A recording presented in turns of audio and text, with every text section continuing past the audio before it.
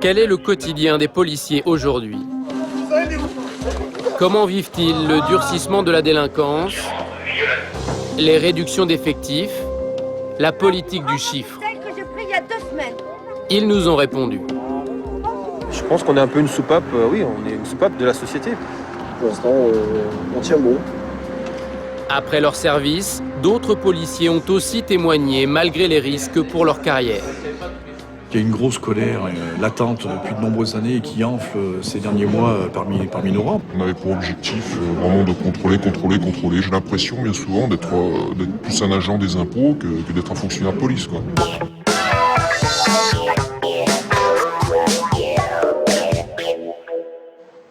Commissariat central de Saint-Étienne. C'est là que le ministère de l'Intérieur nous a autorisés à tourner pour parler sécurité. Notre reportage est très encadré. 2 officiers nous suivent en permanence. Allez, parti à la relève. L'année dernière n'a pas été bonne dans la Loire.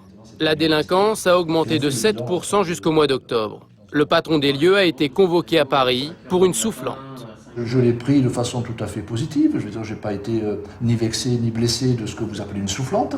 Je l'ai pris, moi, au contraire, comme une impulsion. Nous étions un peu comme le nageur qui touche au fond, et qui est au fond de l'eau, mais qui touche avec le pied et qui peut remonter. On était dans cette situation.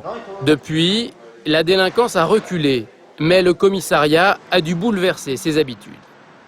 Alors, donc aujourd'hui... Sur le tableau de service, une inscription. Mon bureau de police va craquer. Nous sommes à l'unité de proximité. Suite aux mauvais chiffres de la délinquance, ces effectifs ont été réduits. 3 brigades ont été supprimées. Il ne reste plus que celle-ci pour dialoguer avec la population de ce quartier sensible. Qu'est-ce qui fait froid? Mais sur ce marché, on ne les connaît pas. C'est l'époque de Doucement. Je viens une fois dans le mois, ça fait 8 ans que je fais les marchés, je les ai jamais vus et j'espère qu'on se reverra. C'est parce que vous êtes là qu'ils sont venus aujourd'hui. D'habitude, ils sont jamais là. Si quand ils viennent, c'est juste pour mettre des PV sur les camions. Il faut dire que ces hommes ne restent jamais longtemps sur place. Appel d'urgence. Une habitante suspecte une intrusion chez elle. La police de proximité devient police secours. Donc il n'y avait pas d'effraction sur la porte, il ne faut rien. Cette fois, personne dans la maison. Retour au travail de proximité. Cette façon de travailler exaspère ces policiers. Autour des délégués syndicaux, ils le disent, mais visage caché, ils risquent des sanctions. On n'a pas le temps de faire notre métier correctement, comme on voudrait le faire. Prendre le temps de discuter avec les gens ou quoi que ce soit. On finit une mission, il faut courir sur une autre. On n'a pas le temps. Et c'est vrai que ça met de la pression. Et certains ne supportent plus. On n'a pas envie de venir au travail. On est content. Le seul moment de la journée où on est content, c'est quand on rentre chez soi. Je dirais, les 3/4 des collègues, on aura le bol de venir au boulot. Nos collègues sont moins nombreux, en patrouille, moins de patrouilles aussi, avec une charge de travail qui peut être aussi conséquente, voire plus qu'il y a quelques années. Et forcément, qui dit moins nombreux, dit forcément des missions qui deviennent difficiles à gérer. Plus de missions, moins de policiers pour les remplir. À Saint-Étienne, les patrouilles se font à 2 et non plus à 3. Une baisse d'effectifs qui ne pose pas de problème à la hiérarchie. Comment on travaille mieux avec moins d'effectifs? En restructurant, comme je vous l'ai indiqué, en invitant les équipages à 3, c'était une perte d'effectifs. À 2, ils font le même travail. Bonsoir, donc je vous transmets la photo de l'individu. La brigade de nuit prend la relève. C'est lui qui a... Ils sont 40 et se partagent 4 flashballs, des pistolets de défense. Reste des flashs, monsieur? Non. Hein? Il n'y a plus de flash, c'est dernier. Tout le monde en a pris? Un peu juste pour certains. Ouais, mais t'es pas avec nous, toi? La patrouille commence. Elle va avoir de la chance. Vous comprenez? Non?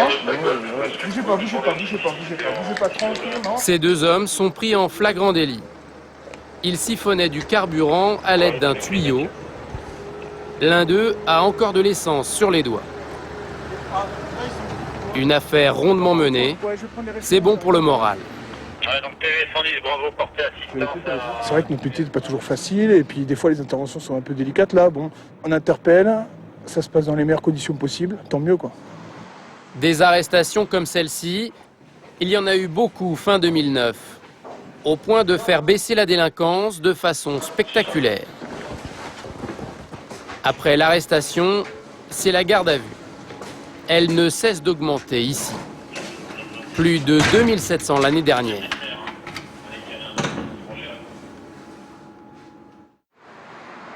Pour ce délégué syndical chargé du suivi judiciaire, certaines sont abusives.